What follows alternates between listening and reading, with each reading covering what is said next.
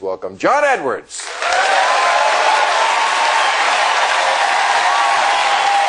Hey, nice to see you. Good for Hollywood. Not so bad.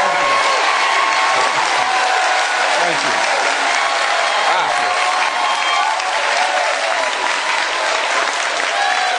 Well, that must make you feel good. I'm sure middle of a very busy day you have out here. Can we move them all to Iowa, New Hampshire? Yeah, I was gonna say, now how long have you been at this? When did you declare? About 37 years ago. It must seem like that, right? It must seem like you're on the longest business trip of your life. It's been a while. And how is it living in Iowa?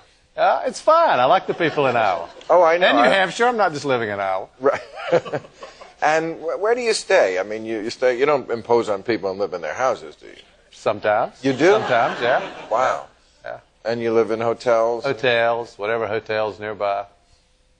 And Elizabeth is with you for most of the time? She's with me part of the time. Sometimes she's out campaigning herself, and sometimes the kids are with me. And you have a bus? Got a bus sometimes, not all the time. Is it romantic? Usually when people are on a quest, they say it's romantic. No, it's way not romantic. Oh, it's not? A campaign?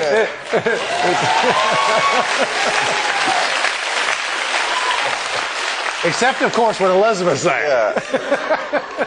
And it must drive, I mean, you must go nuts saying the same thing over and over a million times. I don't say the same thing over and over. Yes, you do. Come on. You get asked the same questions, you have to. I mean, that's part of the gig, right? Some of it's the same. Yeah. I mean, I used to hate it when I had to do 2 shows a night and tell the same jokes. Yeah, try doing 6 town halls or 8 town halls a day, yeah. Okay. Well, let's get to some substantive things because, I've been asked on other shows who I support for president, and I always dodge it, which I think is fair for all the guests who come on this show. You know, I don't want to make Kucinich mad. But when Jay Leno or Larry King have asked me, who I support, I dodge it, and I say, but I think, it's just as an analyst, this guy would be a sure winner. Because, no. Just as an analyst. Because, when I go through my head the other candidates, the Democrats do have a lot of good people this time. Come on. But when I think, Hillary Clinton, what could go wrong? Well, yeah, things could go wrong.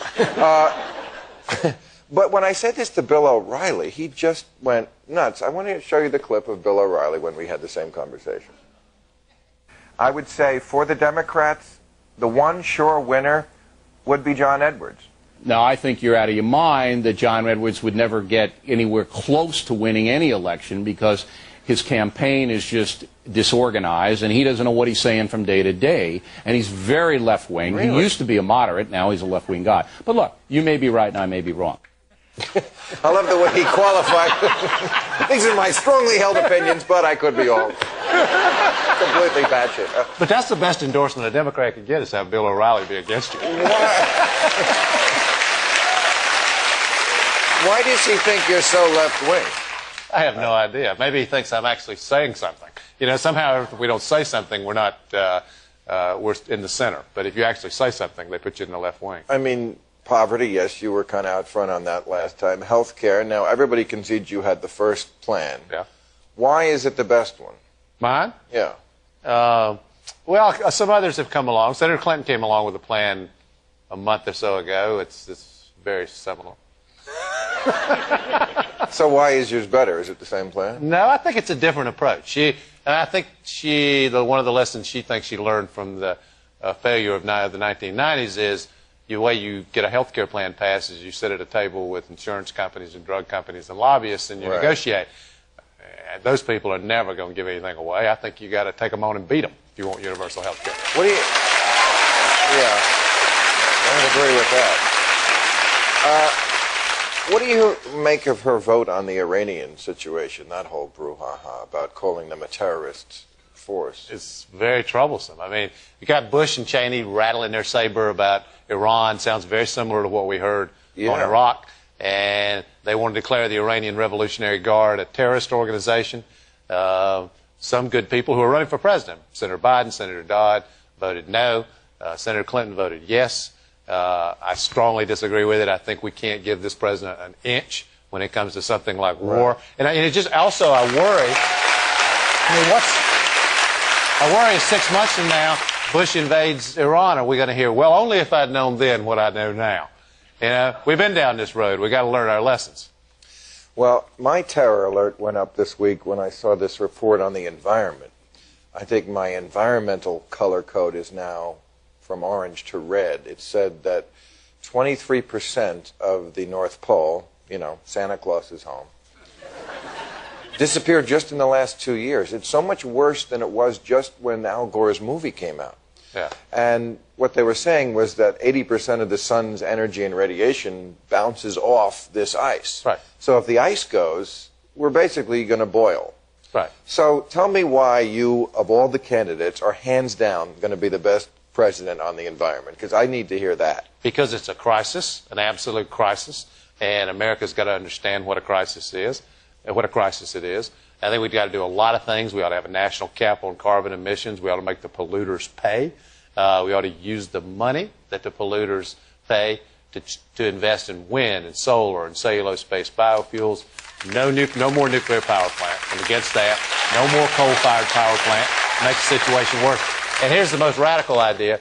How about if we actually have a president who, instead of promising everything, says to America, we're going to solve these problems, you're going to have to be willing to sacrifice. And sacrifice does not mean going shopping or staying at home and watching television. It means... Gas tax? Yeah, it means... That may be necessary. It means being patriotic about something other than war. That's what it means.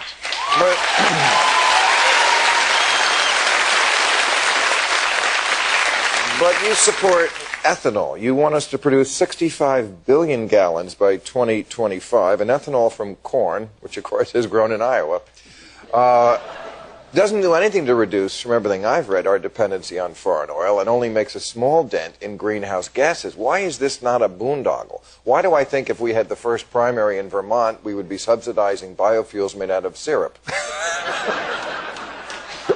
Because it's your job to be a cynic. Well, it is, but am I wrong to be cynical about ethanol? Ethanol is not the ultimate answer. I think what ethanol does is it operates as a transitional product, allows us to create an infrastructure for delivery of other cellulose-based biofuels. When they're ready to put in place and marketable, then we're ready to go to it immediately. I think that's the way to think about ethanol. And this environment problem that we have, how do you sell that to poor people?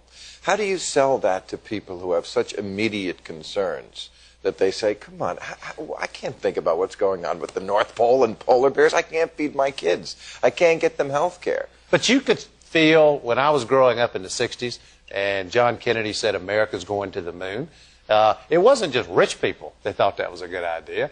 Low-income families, middle-class families, people want to be asked to do something. They want to take responsibility for their country. We got all these politicians who think the way you're supposed to talk about this is take personal responsibility. Take responsibility for yourself.